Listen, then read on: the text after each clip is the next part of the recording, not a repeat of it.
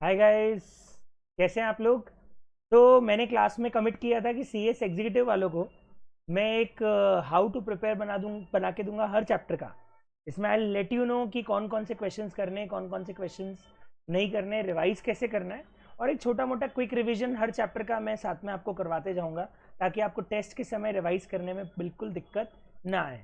अब जो हमारा पहला चैप्टर है जिससे हम रिवीजन स्टार्ट करने वाले, पता नहीं क्यों ये सीएस एग्जीक्यूटिव वाले बच्चों को भी पसंद आता है और इंस्टीट्यूट को भी बहुत पसंद आता है।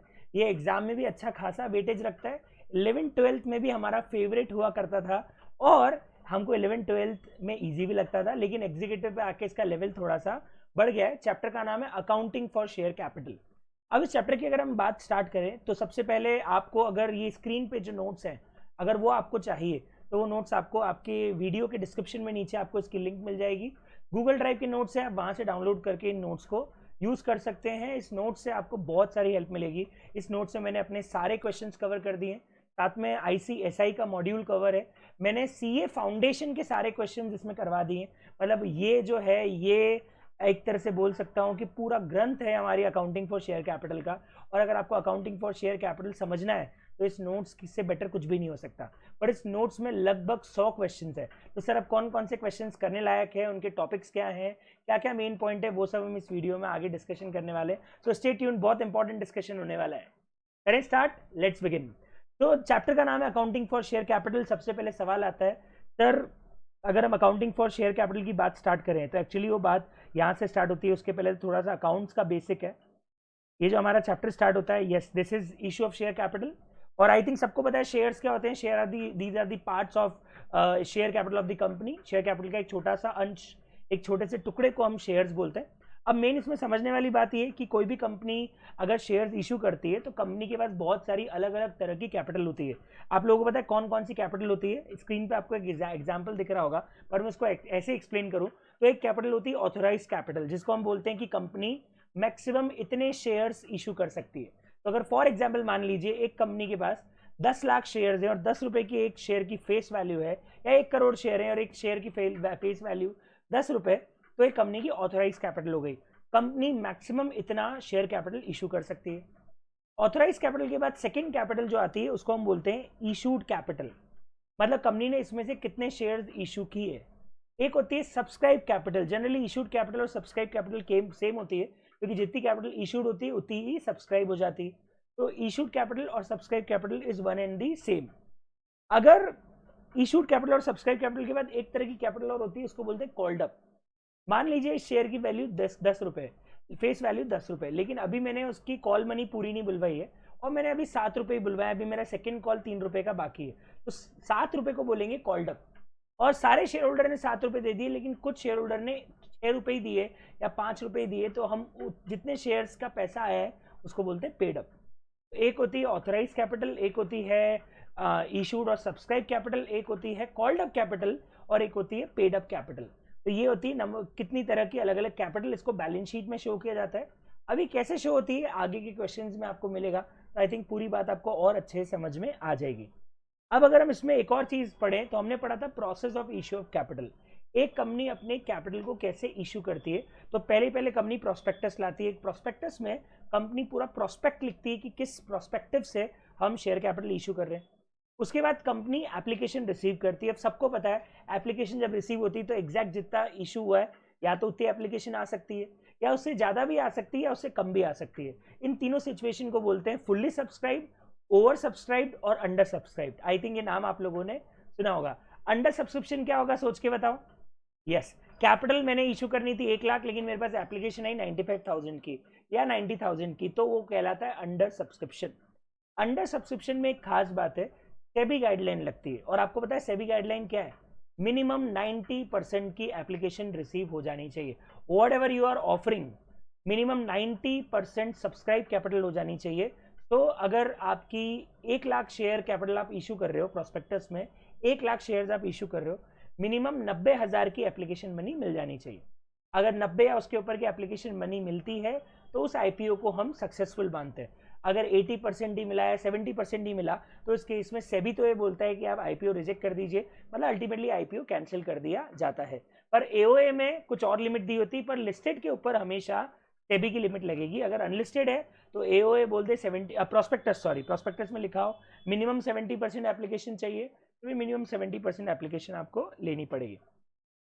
ओवर सब्सक्रिप्शन की खास बात है, ओवर सब्सक्रिप्शन का मतलब होता है कि आपने आईपीओ लाया और आपने 1 लाख एप्लीकेशन ऑफर करी, पर शेयर होल्डर्स ने और जम के एप्लीकेशन लगाई क्योंकि शेयर आईपीओ अच्छा था, सभी लोगों को बहुत पसंद आया, सब लोगों को पता था अच्छा खासा प्रॉफिट होगा, तो सब लोगों ने भर के एप्लीकेशन लगाई और मान लो 2 लाख या 2.5 लाख एप्लीकेशन आपको मिल गई, इसको बोलते हैं ओवर सब्सक्रिप्शन।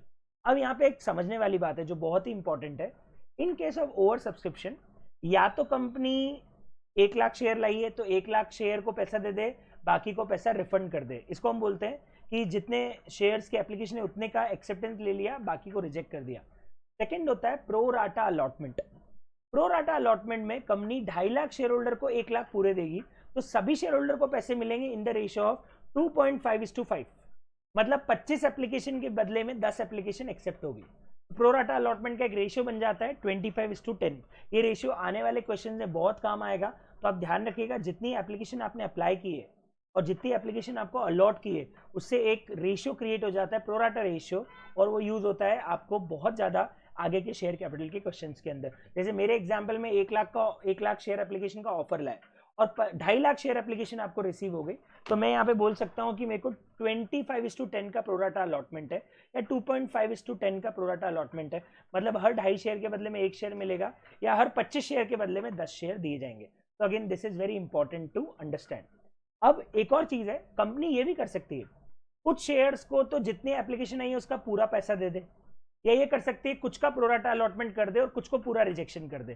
तो पार्शियल प्रोराटा भी हो सकता है और फुल्ली प्रोराटा भी हो सकता है, तो वो तो आपको क्वेश्चन बताएगा, डिटेल्स बताएगी, उसके अकॉर्डिंगली अपने को एक क्वेश्चन जो है वो सॉल्व करने रहेंगे। ये हमारा सबसे पहले हो जाता है रिगार्डिंग ओवर सब्सक्रिप्शन। अब ओवर सब्सक्रिप्शन के बाद इसमें एक और चीज आती है कि जो पैसा कंपनी रिसीव करती है ना एप्लीकेशन का, जब तक सब्सक्रिप्शन फाइनल नहीं हो जाए और जब तक अलॉटमेंट नहीं हो जाए, कंपनी उस पैसे को एक अलग अकाउंट में ओपन करती है, इसको बोलते हैं एस्क्रो अकाउंट। ये एक्चुअली अकाउंट इसलिए होता है कि कंपनी पैसा यूज नहीं कर सकती जब तक आईपीओ सक्सेसफुल नहीं हो जाए। ये भी बोलता है मिनिमम 90% सब्सक्रिप्शन चाहिए, तो जो भी पैसा आपको मिल रहा है उसको आप एक अलग अकाउंट में रखो, that account is called escrow account. उसी अकाउंट से आप बाद में जाके आईपीओ सक्सेसफुल होगा तो पैसा कंपनी अपने अकाउंट में ट्रांसफर कर पाएगी। ओके, तो मैंने इसमें एग्जाम्पल्स कुछ अटैच किए, पर ये तो बहुत ही ज़्यादा बेसिक एग्जाम्पल है, हम अच्छे एग्जाम्पल्स देखेंगे और मैं टिक करते जाऊंगा कौन से एग्जाम्पल रिवीजन में करने के हैं और कौन कौन से क्वेश्चन रिवीजन में करने के हैं। अब अगर हम शेयर्स की बात करें तो शेयर सबको पता है 2 तरह के होते हैं, एक होता है इक्विटी शेयर और एक होता है प्रेफरेंस शेयर। इक्विटी सबको पता है सर, या तो वोटिंग राइट्स होते हैं या किसी इक्विटी शेयर के डिफरेंशियल वोटिंग राइट्स होते हैं, मतलब कुछ शेयर्स तो ऐसे होते हैं जिनका बराबर वोटिंग राइट्स होते हैं, और कई बार कंपनी ऐसे इक्विटी शेयर्स इशू करती है जिसके वोटिंग राइट डिफरेंशिएट होते हैं। इसका मतलब कुछ को 1 वोटिंग राइट मिलेगा तो कुछ शेयर्स पे हाफ वोटिंग राइट भी हो सकता है, तो कुछ शेयर पे 2 वोटिंग राइट्स भी हो सकता है। तो वोटिंग राइट्स अलग अलग हो सकते हैं, लेकिन जनरली कंपनी एक तरह के वोटिंग राइट्स के शेयर इशू करती है। प्रेफरेंस के लिए एक बहुत खास बात है, पता है वो खास बात क्या है? सबसे पहले प्रेफरेंस में रिडम्पशन को लेके एक पॉइंट है कि 2 तरह के शेयर्स हो सकते हैं, रिडीमेबल और नॉन रिडीमेबल। मैं आपको बता दूं कंपनीज एक्ट अब preference share non redeemable permit ही नहीं करता है, तो आपको सिर्फ रिडीमेबल प्रेफरेंस शेयर ही इशू करना अलाउड होते हैं। तो पहले तो प्रेफरेंस शेयर कितने तरह के हो गए, रिडीमेबल, नॉन रिडीमेबल। अब रिडीमेबल प्रेफरेंस शेयर ही इशू हो सकते हैं, अब non redeemable preference share issue ही नहीं हो सकते। जनरली अब जो रिडम्पशन पीरियड होता है ना वो 20 ईयर्स होता है कंपनीज एक्ट के अंदर, 20 साल के लिए रिडीमेबल प्रेफरेंस शेयर इशू हो सकते हैं, पर अगर कोई इंफ्रास्ट्रक्चर कंपनी है तो 30 ईयर्स भी दे रखा है। पर मेनली ध्यान रखना प्रेफरेंस शेयर अब नॉन रिडीमेबल या इरिडीमेबल हो ही नहीं सकते, प्रेफरेंस शेयर अब से रिडीमेबल हो सकते हैं। डिविडेंड पॉइंट ऑफ व्यू से 2 तरह के प्रेफरेंस शेयर होते हैं, क्यूमुलेटिव और नॉन क्यूमुलेटिव। जिनका डिविडेंड 3 सालों से क्यूमुलेट हो, मतलब अगर पहले साल नहीं मिला, दूसरे साल नहीं मिला तो 3 सालों तक क्यूमुलेट होता है, ऐसे शेयर को हम बोलते हैं क्यूमुलेटिव। जिनका प्रेफरेंस डिविडेंड क्यूमुलेटिव नहीं होता है, मतलब अगर पहले साल नहीं मिला और दूसरे साल डिविडेंड ऑफर किया है, सिर्फ सेकेंड ईयर का मिलेगा, अरियर नहीं मिलेगा। जबकि क्यूमुलेटिव में क्या होता है, पिछले सालों का अरियर भी मिलेगा और इस साल का डिविडेंड भी मिलेगा, तो होता है क्यूमुलेटिव। और नॉन क्यूमुलेटिव में पिछले साल के अरियर ऑफ डिविडेंड नहीं मिलते। एक और होता है कन्वर्टेबल नॉन कन्वर्टेबल, अगर किसी प्रेफरेंस शेयर को बाद में जाके इक्विटी शेयर में कन्वर्ट किया जा सकता है तो दैट इज कॉल्ड कन्वर्टेबल। जो शेयर्स में कन्वर्ट नहीं हो सकते, प्रेफरेंस से प्रेफरेंस ही रहेंगे, that is called non convertible. Company दोनों परमिट करते हैं, आप कन्वर्टेबल भी कर सकते हो, आप नॉन कन्वर्टेबल भी कर सकते हो। तो ये एक बेसिक बात है जो आपको ध्यान रखनी है. There is one more type of preference share, it is called participating and non participating. जो शेयर्स एक्चुअली फिक्स डिविडेंड लेते हैं that is called non participating. Participating वो होते हैं जो फिक्स डिविडेंड के साथ साथ आपको बोलते हैं कि आपने सारा बंटवारा कर दिया सर, हमने प्रेफरेंस शेयर को अपना फिक्स डिविडेंड दे दिया, हमने इक्विटी को जो डिविडेंड ऑफर किया था वो दे दिया, अब जो रिजर्व एंड सरप्लस बच रहा है उसमें से एक शेयर भी प्रेफरेंस को चाहिए. तो सरप्लस जो बचता है after paying all the dividend, वो प्रेफरेंस एक शेयर उसमें से मांग लेते हैं, उसको बोलते हैं पार्टिसिपेटिंग प्रेफरेंस शेयर्स. तो पार्टिसिपेटिंग प्रेफरेंस शेयर वो होते हैं जो फिक्स डिविडेंड के साथ साथ सरप्लस में भी एक शेयर लेते हैं, जबकि नॉन पार्टिसिपेटिंग वो होते हैं जो सिर्फ फिक्स डिविडेंड लेते हैं, सरप्लस में कोई शेयर नहीं लेते. तो प्रेफरेंस डिविडेंड हो गए चार, प्रेफरेंस शेयर्स हो गए चार तरह के. अब हमेशा ये ध्यान रखना हमारा अजम्पशन क्वेश्चंस में क्या रहेगा, that is very important to discuss कि हमारा अजम्पशन क्वेश्चंस में क्या रहेगा. अगर कुछ भी नहीं बोलता है ना क्वेश्चन, तो हमेशा शेयर्स हम नॉन पार्टिसिपेटिंग मानेंगे, नॉन कन्वर्टेबल मानेंगे, रिडीमेबल मानेंगे और क्यूमुलेटिव मानेंगे. If the question is silent, non participating, non convertible, redeemable and cumulative. दो चीजें बहुत काम आएगी इसमें से, एक तो नॉन पार्टिसिपेटिंग मानना है, दूसरा क्यूमुलेटिव मानना है. डिविडेंड निकालने के लिए जो प्रैक्टिकल क्वेश्चन यूज होता है उसमें दो चीजें बहुत काम की होती है. पहला तो नॉन पार्टिसिपेटिंग मानना है, दूसरा क्यूमुलेटिव मानने का है. क्वेश्चन साइलेंट है तो ये दो अजम्पशन आपके हमेशा रहेंगे ही रहेंगे. क्लियर है. तो इसके ऊपर मैंने एक बहुत ही बढ़िया क्वेश्चन दिया हुआ है जो कि स्क्रीन पे देख सकते हो. बहुत अच्छा क्वेश्चन है. ये क्वेश्चन है रिगार्डिंग ये कैलकुलेट करने के लिए क्यूमुलेटिव है, नॉन क्यूमुलेटिव है, प्रेफरेंस है. क्वेश्चन को रीड करें तो क्या लिखा हुआ है, 9% पार्टिसिपेटिंग प्रेफरेंस शेयर कैपिटल है, लेकिन क्वेश्चन में कुछ भी नहीं बोला है तो हमेशा क्या मानते हैं, क्यूमुलेटिव. 10% प्रेफरेंस कैपिटल, कुछ भी नहीं लिखा तो क्या मानेंगे, non participating plus cumulative. 11% non cumulative लिखा हुआ है क्लियरली, तो नॉन क्यूमुलेटिव तो हो ही गया, साथ में नॉन पार्टिसिपेटिंग भी मान लेंगे क्योंकि क्वेश्चन में कुछ भी लिखा हुआ नहीं है. इक्विटी को भी नीचे लिखा हुआ है कितना डिविडेंड दे रहे हैं, इक्विटी दे रखा है और करंट ईयर का नेट प्रॉफिट आफ्टर टैक्स भी दे रखा है. पार्टिसिपेटिंग वालों के लिए बोला है कि सरप्लस मिलेगा 25% का, लास्ट ईयर का डिविडेंड नहीं मिला है तो क्यूमुलेटिव वालों को लास्ट ईयर का डिविडेंड भी देना पड़ेगा, और इक्विटी वालों को 20% डिविडेंड ऑफर किया है. तो अब ये चीज पहले ध्यान रख लेना हमारा क्या क्या अजम्पशन है. सर प्रेफरेंस वालों को हम हमेशा क्या मानते हैं, सर कुछ नहीं बोले तो क्यूमुलेटिव, कुछ नहीं बोले तो नॉन पार्टिसिपेटिंग. पहले वाले में बोला है पार्टिसिपेटिंग है तो पार्टिसिपेटिंग प्लस क्यूमुलेटिव, सेकंड वाले में बोला है कुछ भी नहीं तो non participating plus cumulative, third वाले में बोला है नॉन क्यूमुलेटिव तो साथ में अपना नॉन पार्टिसिपेटिंग भी हो जाएगा क्योंकि वो बेसिक अजम्पशन हमारा हमेशा होता है. ठीक. अब क्वेश्चन को करें कैसे, सॉल्यूशन देखो. हम सबसे पहले क्या करेंगे, सब लोगों को जिसका उसका नेचर है उसके हिसाब से उनको डिविडेंड दे देंगे. जैसे सबसे पहले हम क्यूमुलेटिव है तो करंट ईयर और प्रीवियस ईयर दोनों का डिविडेंड दे देंगे, प्लस पार्टिसिपेटिंग है तो शेयर ऑफ सरप्लस भी निकालेंगे. शेयर ऑफ सरप्लस की जगह छोड़ देना, वो बाद में निकालेंगे, पर पहले हम क्यूमुलेटिव है तो दोनों सालों का डिविडेंड दे देंगे. सेकंड वाला भी क्यूमुलेटिव है तो दोनों सालों का डिविडेंड मिल जाएगा, पर नॉन पार्टिसिपेटिंग है तो उसे सरप्लस का कोई शेयर नहीं मिलेगा. नॉन क्यूमुलेटिव है, नॉन पार्टिसिपेटिंग है तो सिर्फ करंट ईयर का डिविडेंड मिलेगा, प्रीवियस ईयर का कोई डिविडेंड नहीं मिलेगा, और इक्विटी शेयर को डिविडेंड दे देंगे. अब हमारे पास जो प्रॉफिट था 231 का, यहाँ पे मैं आपको बता दूं आपके पास जो प्रॉफिट था that profit was of 231. Out of that profit I will reduce all the dividends and I will be left with a surplus of 60. So in that surplus there is a share of participating preference share and that is 25%. So they will get the share of surplus of 15. So what I will do, यहाँ पे मैं share of surplus 15 और जोड़ दूंगा और ये मेरा total dividend निकल के आ जाएगा, वो आ रहा है 186 लाख का. बहुत अच्छा क्वेश्चन है. अगर डिविडेंड वाला क्वेश्चन उनको देना रहा तो बहुत अच्छा क्वेश्चन है. और बता दूं ये क्वेश्चन आपके मॉड्यूल में तो कहीं भी नहीं दिया है, तो अगर प्रेफरेंस और इसके ऊपर कोई डिविडेंड आके कैलकुलेशन आ गया तो ये क्वेश्चन आप लोगों को अच्छे से करना आना चाहिए. इसके बाद ऐसा कैसा डिक्टो सेम क्वेश्चन एक और आपको शीट में मिल जाएगा, that is for your purpose of practice. एक और चीज होती है, आप लोगों को पता हो तो शेयर्स में हमेशा अंडर राइटिंग होती है. आप लोग समझते हो क्या होता है अंडर राइटिंग? अंडर राइटिंग मतलब हम लोग मिनिमम सब्सक्रिप्शन अचीव करने के लिए शेयर्स के अंडर राइटिंग कर देते हैं ताकि मेरा आईपीओ फुल्ली सब्सक्राइब्ड हो जाए. तो अगर मेरा आईपीओ पूरा सब्सक्राइब नहीं होता है तो यहाँ पे अंडर राइटर्स को आईपीओ सब्सक्राइब करना पड़ता है, और इस केस में अंडर राइटर्स को हमें देना पड़ता है कमीशन. तो what I will do, I will get the money, application money for fully paid up, but जो अमाउंट मुझे नहीं मिलेगा that I will go for under writing. और अंडर राइटिंग में एक और खास बात है जो ध्यान रखना, मैंने शायद शीट में लिखा हुआ नहीं लेकिन आप चाहो तो इसको कॉपी में अलग से नोट कर लेना. इनका कमीशन भी कंपनीज एक्ट ने रेस्ट्रिक्ट किया हुआ है, maximum 5% of the face value of the share. इससे ज़्यादा आप अंडर राइटर्स को कमीशन नहीं दे सकते। मैक्सिमम शेयर्स का अंडर राइटिंग कमीशन हो सकता है 5% of the face value of the share, उससे ज़्यादा अंडर राइटिंग कमीशन देना अलाउड नहीं होता है। ठीक, अब इसके बाद हमारे पास आती है journal entry accounting for share capital की। और मैं आपको बता दूं, हमारे पास जो अकाउंटिंग फॉर शेयर कैपिटल की जर्नल एंट्री है, इसमें हमारे पास बहुत सारी एंट्रीज है, पर बेसिक एंट्रीज की बात करूं तो फुल्ली पेड अप शेयर की बहुत इजी एंट्री होती है। Bank account debit to share application and allotment, ये हम साथ में क्यों कर लेते हैं, क्योंकि हम फुल्ली पेड अप है तो एप्लीकेशन अलॉटमेंट सब साथ में हो जाता है।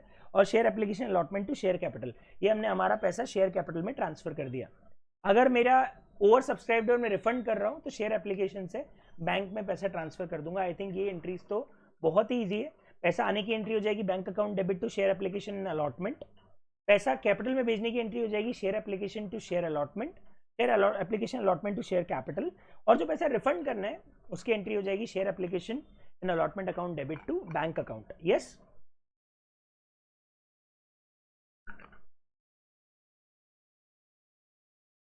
बहुत ही बेसिक एंट्रीज है। इसके बाद मैंने कुछ प्रैक्टिस क्वेश्चंस दिए। रिवीजन में अगर आपको बहुत बेसिक आता है तो इतने बेसिक प्रैक्टिस क्वेश्चन आप मत करना, बहुत आसान है। करना भी चाहो तो एक क्वेश्चन से स्टार्ट कर सकते हो। मतलब अगर आपको रिवीजन में क्वेश्चन डालना है तो पहला क्वेश्चन में डाल रहा हूँ रिवीजन में, जो आप हमारी एग्जाम में कर सकते हो। मतलब एग्जाम के पहले या जो रिवीजन आप कर रहे हो उसके पहले इस क्वेश्चन को कर सकते हो बेसिक से समझने के लिए। प्रैक्टिस क्वेश्चन नंबर 7, जबकि है बहुत ईजी, मैं इस क्वेश्चन को डिस्कस नहीं करा रहा हूँ क्योंकि मैं बहुत अच्छे क्वेश्चन को जाके डिस्कस करने वाला हूँ। प्रैक्टिस क्वेश्चन 8 आप स्किप कर सकते हो, रिवीजन में नहीं भी करोगे तो चलेगा। 9 भी नहीं करोगे तो चलेगा। 10 कर सकते हो, क्यों कर सकते हो, क्योंकि इसमें इक्विटी और प्रेफरेंस दोनों का है, तो दोनों के शेयर्स इशू करने हैं अपने को, तो उसके लिए एक क्वेश्चन हो जाएगा प्रैक्टिस क्वेश्चन 10। पर अगेन ये भी बहुत ईजी क्वेश्चन है। प्रैक्टिस क्वेश्चन 11 में एक बार पढ़ा देता हूँ, पर ये भी रिवीजन में जा सकता है। अगर आपको रिवाइज करना है तो आप इस क्वेश्चन को रिवाइज कर सकते हो। ये जो आपको प्रैक्टिस क्वेश्चन आगे दिख रहे हैं, ये क्वेश्चन एक्चुअली सीए के मॉड्यूल के क्वेश्चंस हैं जो मैंने आपकी शीट में अटैच किए हुए। तो वेराइटी ऑफ क्वेश्चन कवर करने के लिए मैंने सीए के कुछ क्वेश्चंस को भी अटैच कर दिया है। अब इस क्वेश्चन को अगर पढ़ूँ तो लिखा हुआ क्या है, पाइनियर इक्विपमेंट ने 2.5 लाख इक्विटी शेयर की एप्लीकेशन रिसीव करी है और उसमें 25% का प्रीमियम है। तो the price will be 125, 100 rupees की फेस वैल्यू, 25 रुपीज़ का प्रीमियम। एप्लीकेशन पे 25, अलॉटमेंट पे 50 प्लस 25 हो जाएगा, 50 रुपये का हो जाएगा फेस वैल्यू, 25 रुपीज़ का हो जाएगा प्रीमियम। बैलेंस है वो फर्स्ट कॉल में जब जरूरत होगी तो मंगा लेंगे, मतलब अभी फर्स्ट कॉल सेकेंड कॉल हुआ ही नहीं है। तो it's a very easy question, बस सिक्योरिटी प्रीमियम अटैच हो गया, अदरवाइज कुछ भी नहीं है। तो अगर हम देखें तो 25 रुपये की फेस वैल्यू है और 50 रुपये का अलॉटमेंट है, इतना पैसा अपने को आ चुका है। 25 रुपये का कॉल होगा लेकिन वो कॉल मनी अभी तक नहीं आया। प्रीमियम में 25 वो भी हमको आ चुका है। तो पहली एंट्री क्या होगी, bank account to share application. Sir कितने शेयर्स हैं आप देख सकते हो, टोटल मिला के शेयर्स हैं 2.5 लाख। तो 2.5 लाख इंटू 25 करेंगे, इट विल बी 62,50,000। ये बैंक से शेयर एप्लीकेशन मनी आ गई। ये एंट्री इंपॉर्टेंट है कि यहाँ पे हम सिक्योरिटीज प्रीमियम में भी पैसा ले जाएंगे। अलॉटमेंट है, अलॉटमेंट की एंट्री हो जाएगी share allotment to share capital, पर यहाँ सिक्योरिटी प्रीमियम है तो वो भी अपन यहाँ पे क्रेडिट कर देंगे। और फाइनली पैसा आ जाएगा तो एंट्री कर देंगे bank account debit to share allotment. Easy question है, बहुत आसान क्वेश्चन है। अब और आगे चलते हैं, थोड़े टफ क्वेश्चन पे आता हूँ मैं, पर मैं आपको साथ साथ में मॉड्यूल की मार्किंग बता दूँ। मॉड्यूल में जो अपन ने थियरी पढ़ी है वो अलग अलग पेज नंबर पे दे रखी है। ये आपके ICSI का मॉड्यूल है। अभी मैंने आपको authorise, issued, called up, paid up capital क्या होता है वो बताया। ये बैलेंस शीट के नोट्स टू अकाउंट्स में ऐसे जाता है। ये मतलब बैलेंस शीट का जो नोट्स टू अकाउंट्स है ना, वहाँ पे इस तरीके से आपको लिखना पड़ता है कि कितना आपका ऑथोराइज कैपिटल है, कितना इशूड है, कितना सब्सक्राइब्ड और कितना पेड अप कैपिटल है, ये लिखना पड़ता है इन नोट्स टू अकाउंट्स। ठीक है, ये process of share, issue of share मैंने बता ही दिया। इसके बाद मैंने आपको बता दिया कि इशूड पार, इशूड प्रीमियम तो हम अकाउंटिंग ट्रीटमेंट क्वेश्चन में पढ़ लेंगे। Again first question is very easy from module, इसको आप मत करिएगा, रिवीजन में छोड़ सकते हैं पहला क्वेश्चन। एंड इवन मॉड्यूल का प्रैक्टिस, हाँ ये भी मैंने बता दिया। अलॉटमेंट फुल्ली पेड अप है, कॉल इन अरियर है और कॉल इन एडवांस है। अब इसमें एक चीज़ है, 2 एंट्रीज और आ गई कॉल इन अरियर और कॉल इन एडवांस की। अब ध्यान रखना, कॉल इन अरियर और कॉल इन एडवांस में 2 अल्टरनेटिव ट्रीटमेंट पॉसिबल है। जैसे मैंने जो है वो एक अल्टरनेटिव ट्रीटमेंट डाला है कि कॉल इन अरियर अकाउंट खोलना है, otherwise call in arrear account ना खोल के भी आप इसकी अकाउंटिंग कर सकते हो। आपको पता है कैसे, rather than debiting call in arrear आप शेयर फर्स्ट कॉल से माइनस कर दीजिए। मतलब या तो आप कॉल इन अरियर अकाउंट खोल लीजिए या जो भी कॉल्स इन अरियर आ रहा है वो आपके शेयर फर्स्ट कॉल के अमाउंट में से माइनस कर दीजिए। ये ऑप्शन आपके पास रहेगा for call in arrear. Call in advance तो हम जनरली खोलते हैं, लेकिन हाँ अगर एप्लीकेशन का पैसा एक्सेस होता है और वो हम अलॉटमेंट में यूज करने वाले तो हम कॉल इन एडवांस खोलने की जगह सीधे टू शेयर अलॉटमेंट एप्लीकेशन के वहीं पे कर देते हैं। जो एडवांस एप्लीकेशन में मिलता है वो अलॉटमेंट में अगर यूज करना है तो टू शेयर अलॉटमेंट हम एप्लीकेशन के टाइम पे ही कर देते हैं, तो एक तरह से एडवांस कैरी हो जाता है। पर फर्स्ट कॉल सेकंड कॉल में अगर कोई एडवांस आता है तो जनरली हम अकाउंट खोल लेते हैं, that is called call in advance account. तो इसकी एंट्री आपके सामने, पहले हमको ड्यू करना है और फिर जो पैसा एक्स्ट्रा आ रहा है उसको टू कॉल इन एडवांस के नाम पे हम एक लाइबिलिटी बुक कर लेंगे। जनरली कॉल इन एडवांस हम खोलते हैं फर्स्ट कॉल और सेकंड कॉल के लिए। अगर एप्लीकेशन का पैसा अलॉटमेंट में आ रहा है तो हम उसको टू शेयर अलॉटमेंट सीधे कर देते हैं, वहां पे फिर हम कॉल इन एडवांस अकाउंट को ओपन नहीं करते। ये एक और इंपॉर्टेंट बात है, ध्यान रखना। अब ये क्वेश्चन भी मेरे हिसाब से एग्जाम के पहले नहीं करोगे तो चलेगा। अगला क्वेश्चन जो एग्जाम के पहले करना चाहिए वो है practice question number 13 from your sheet. Revision में आपको अगला क्वेश्चन जो करना चाहिए वो है शीट का प्रैक्टिस क्वेश्चन 13। अगेन बोल रहा हूं, आपको इस शीट डाउनलोड करनी है तो इस वीडियो के डिस्क्रिप्शन में आपको पूरी शीट मिल जाएगी, वहां से आप इस शीट को आराम से डाउनलोड कर सकते हो। ये है प्रैक्टिस क्वेश्चन 13, ये आपको रिविजन में डेफिनेटली करना चाहिए। अच्छा क्वेश्चन है, इसमें कॉल इन अरियर भी है, कॉल इन एडवांस भी है और आई थिंक इसमें इंटरेस्ट का पॉइंट भी शायद होगा। इंटरेस्ट है, हाँ। तो मुझे एक काम और करना पड़ेगा इसको पढ़ाने से पहले। हाँ ये रहा ना इंटरेस्ट वाला पॉइंट, ये मैं देख रहा था कहाँ है। एक होता है कॉल इन अरियर पे इंटरेस्ट और एक होता है कॉल इन एडवांस पे इंटरेस्ट। एक्चुअली ये उल्टा लिखना है, कॉल इन अरियर पे आपको 10% और कॉल इन एडवांस पे आपको 12% देना रहता है। ध्यान रखना, कॉल इन अरियर पे है 10%, अगर आपको पैसा लेना है ना तो आप कंपनी ब्याज 10% की रेट से लेगी, और अगर कंपनी को आपने एडवांस पैसा दे दिया तो कंपनी हमको ब्याज 12% से देगी। अब एक चीज ध्यान रखना कि कॉल इन अरियर और कॉल इन एडवांस की एंट्री इंटरेस्ट से होती है। एंट्री क्या होगी सुनना, share holder account to interest in call in advance. ये अपन ने क्या किया, इधर कॉल इन अरियर ये अपन ने अपने यहाँ पे एक इनकम बुक कर ली क्योंकि मेरे को पैसा आएगा, और पैसा आने की एंट्री कर ली bank account debit to share holders account. तो पहले हमने क्या किया, share holder account to interest in call in arrear कर लिया और सेकंड एंट्री कर दी bank account to share holder. इधर एंट्री हो जाएगी interest in call in advance to share holder. अगर ये मेरे लिए एक्सपेंस है तो मैं डेबिट कर दूंगा और बैंक से पे करने के लिए share holder account to bank account कर दूंगा। ध्यान रखना, ब्याज का रेट हमेशा 10% रहेगा कॉल इन अरियर के लिए और 12% रहेगा कॉल इन एडवांसेस के लिए। तो यहाँ पे ना इस क्वेश्चन में मैं आपको मेजरली सिर्फ interest on call in arrear और कॉल इन एडवांस की एंट्री समझाया था। अगर आप देखोगे तो यहाँ पे क्या हुआ है, फर्स्ट कॉल पे एडवांस आ गया तो 3 महीने बाद फाइनल कॉल हुआ है। तो हुआ क्या है, यहाँ पे एक को इंटरेस्ट मिलेगा यहाँ पे 3 महीने का एडवांस पे, और अरियर रहा है 2 महीने का। तो हम एक जगह एडवांस पे 3 महीने का ब्याज देंगे और अरियर पे 2 महीने का ब्याज देंगे। तो इसकी मेन वर्किंग नोट मेरे को आपको बताना है कि कितना कितना ब्याज का कैलकुलेशन होगा। वो कैलकुलेशन अपने को समझने के लिए एक वर्किंग देखनी पड़ेगी। आई थिंक ये वर्किंग की हुई होगी मैंने यहाँ पे, ये रहा देखो आप कैलकुलेशन किया होगा कितना आ रहा है, कितना आपका टोटल एडवांस आ रहा है। ये रहा, यही देख रहा था मैं वर्किंग कहाँ पे, ये रही वर्किंग। आपका 25,000 का एडवांस आएगा, 3 महीने का ब्याज आपको देना रहेगा, तो ये आपका 750 रुपए का ब्याज निकल के आएगा। और कॉल इन अरियर पे आपको 2 महीने का ब्याज देना है, 2500 रुपए शायद कॉल इन अरियर है, वो अमाउंट तो आपको दिख ही जाएगा क्वेश्चन में। उस पर आपको 2 महीने का ब्याज यहाँ पे देना रहेगा। तो कॉल इन अरियर पे रेट है 10% और कॉल इन एडवांस पे रेट है 12%। तो इस तरीके से इंटरेस्ट का कैलकुलेशन आपको इस क्वेश्चन में करना है। तो ये क्वेश्चन जाएगा टू डू लिस्ट में। अभी तक मैं 2-3 क्वेश्चन ऊपर दे चुका हूँ, इस क्वेश्चन को भी मैं रिविजन की टू डू लिस्ट में डालूंगा कि हाँ ये अच्छा क्वेश्चन है, करने लायक है। ठीक है, अब एक बहुत ही बेहतरीन क्वेश्चन जिसके जैसे पता नहीं कितने क्वेश्चन आपको इसके अंदर मिल जाएंगे, बहुत ही इंपॉर्टेंट है पर लेवल बहुत हाई है, ये भी रिवीजन में जरूर जरूर जरूर करना। ये 3 शेयर होल्डर वाला क्वेश्चन है जिसके अंदर 3 अलग अलग शेयर होल्डर को अलग अलग तरह का अलॉटमेंट हुआ है। इस तरह के कम से कम 4 या 5 क्वेश्चन आगे जाके अपने को मिलने वाले, तो उनमें से 2-3 क्वेश्चन तो आपको कम से कम रिवीजन के पहले करने, उसमें एक ये क्वेश्चन तो करना ही करना है। बहुत ही बेहतरीन क्वेश्चन है, प्रैक्टिस क्वेश्चन नंबर 14। ये पूरा मैंने टेबल बना के इसको बताया हुआ है। इसमें हो क्या रहा है, 3 तरह के शेयर होल्डर है। कुछ शेयर होल्डर को पूरा पैसा आपको जितनी एप्लीकेशन आई उतना हमने अलॉटमेंट कर दिया, कुछ शेयर होल्डर को हमने प्रोराटा अलॉटमेंट किया है। तो जिनको प्रोराटा अलॉटमेंट किया है उनका एक्सेस एप्लीकेशन मनी मैं आगे जाके यूज करूंगा, तो उसका पूरा कैलकुलेशन आपको यहाँ पे समझना रहेगा। पर एक चीज इंपॉर्टेंट है, इस तरह के क्वेश्चन में हमेशा आपको एक टेबल बनानी पड़ेगी।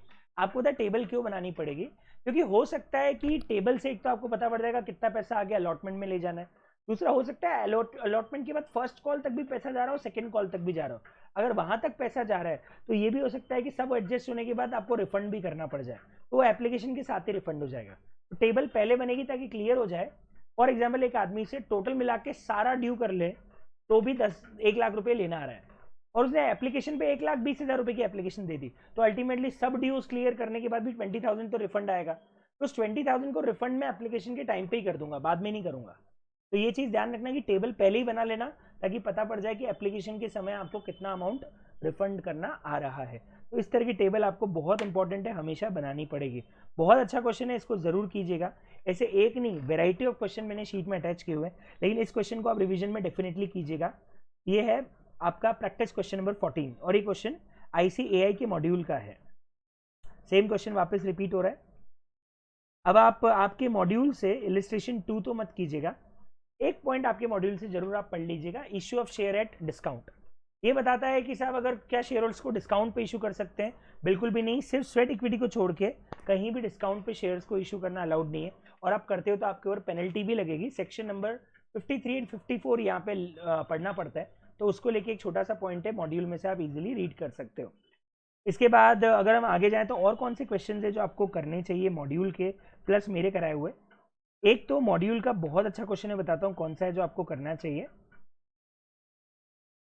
ये इलिस्ट्रेशन 3 है मॉड्यूल का, और कहाँ दिया हुआ है इसका क्वेश्चन, एक मिनट रुको, इलिस्ट्रेशन 3 यहाँ पे होगा, ये रहा, ये करना है, ये रिवीजन में आप करेंगे। अच्छा क्वेश्चन है, इसके अंदर 4 फीचर हो रहा है, तो 4 फीचर के लिए एक क्वेश्चन आप कर सकते हो रिवीजन इलिस्ट्रेशन 3।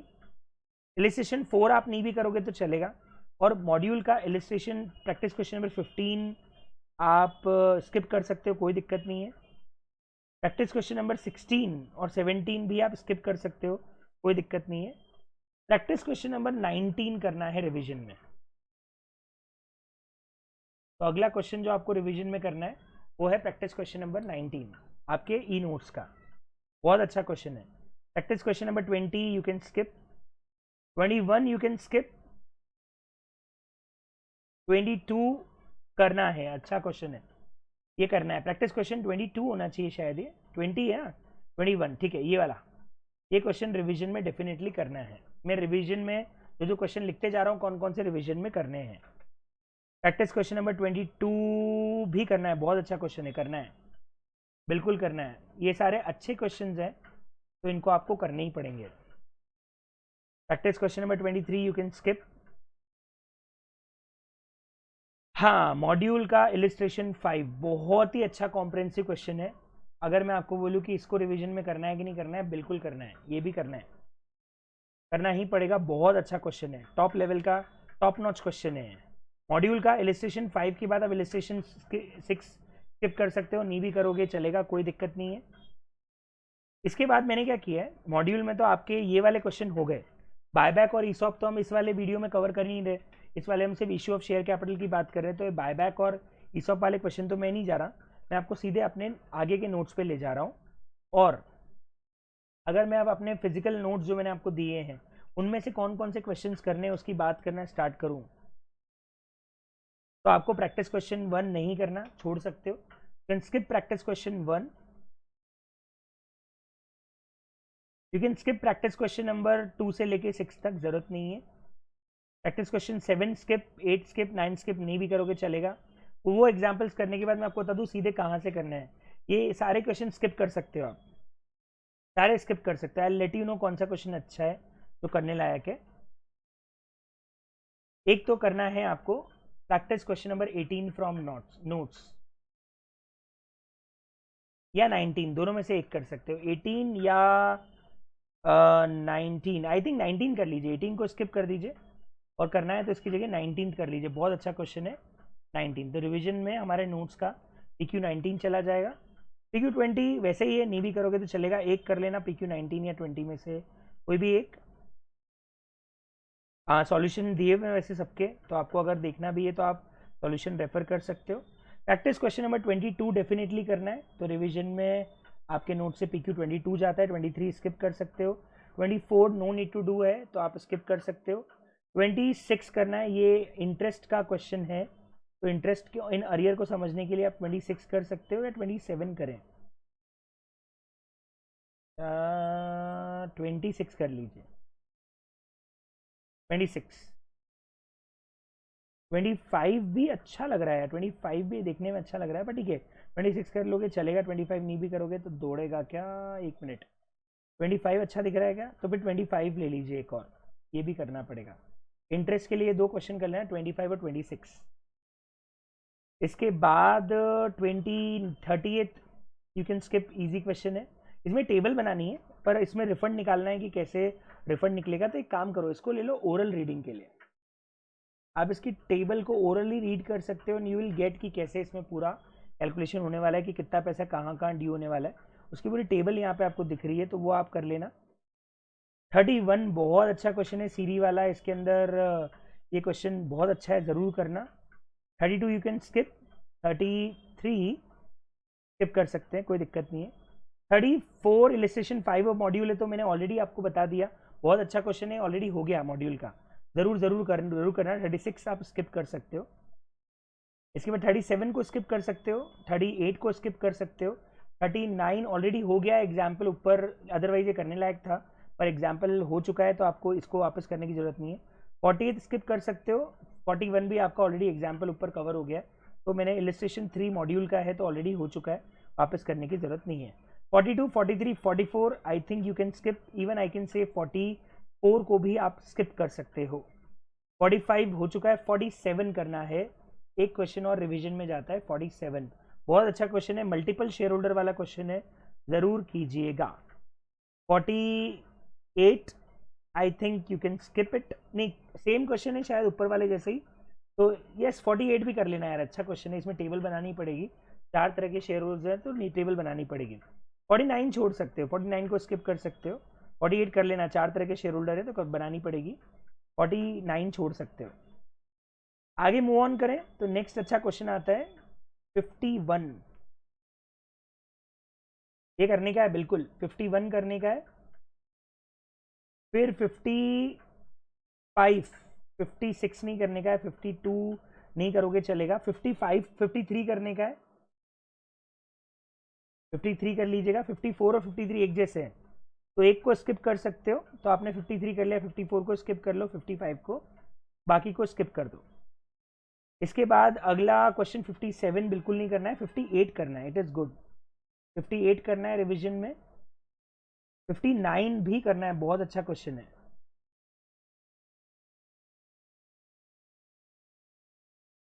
ओके 59 भी करना है, बस 61 क्वेश्चन तक में इतने क्वेश्चन आप कर लीजिएगा। इसके बाद बाकी क्वेश्चन जो है वो अदर देन कंसिडरेशन वाले, उसमें से मैं आपको बता दूं जो मेन करने लायक क्वेश्चन है वो सिर्फ इसके हैं, कैलकुलेशन ऑफ परचेज कंसिडरेशन वाले, मर्जर और उस केस वाले, तो इसके जो क्वेश्चन है ये आप जरूर कर लेना, ज़्यादा क्वेश्चन नहीं है लेकिन फिर भी मैं बता दूं इसमें आप कर सकते हो 71, 72 एंड 73, 75, दैट्स इट, 76, ये 5-6 क्वेश्चन और रिवीजन में कर लेना अदर देन कैश वाले कंसिडरेशन के। ये इश्यू ऑफ शेयर कैपिटल का एक रिवीजन भी हो गया और मैंने आपको हाईलाइट करा दिए कौन कौन से क्वेश्चन इसमें आपको करने रहेंगे। तो हमारा how to prepare for issue of share capital पूरा तैयार है और इस वीडियो को रेफर कीजिएगा जब भी आपको रिवाइज करना है, फास्ट फॉरवर्ड देख लीजिएगा और एक बार आपकी बुक में नोट भी कर लीजिएगा, आपकी कॉपी में नोट कर लीजिएगा कौन कौन से क्वेश्चन आपको रिवाइज करने हैं। Thank you so much. बाकी हम लोग आगे का और चैप्टर्स कैसे हाउ टू प्रिपेयर बनाते चले जाएंगे और वो आपको रिवीजन में बहुत हेल्प करेंगे। Thank you guys, bye bye, thank you.